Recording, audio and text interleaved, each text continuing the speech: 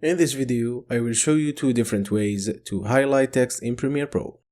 First, let's zoom in to see what we are working on. Then, select the rectangle tool and create a box above the text you want to highlight. Now, in Essential Graphics, you can change the color of the box.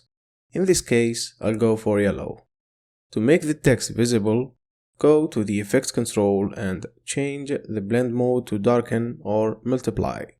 To animate, go to Effects and search for Wipe.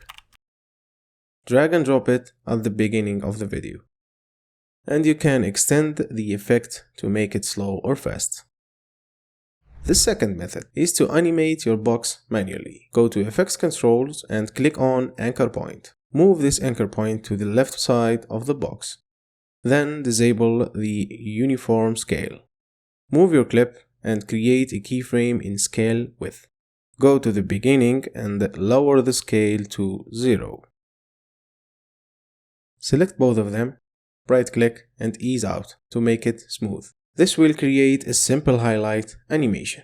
You can change the speed by moving the second frame. If you want to highlight the second line of text, duplicate the layer on the timeline by holding Alt and dragging it above. Select it and then go to Effects Control and change the position to highlight the second line of text. Offset the keyframes and repeat this if you need another box. If this video was helpful, please like and subscribe. See you in the next one. Peace!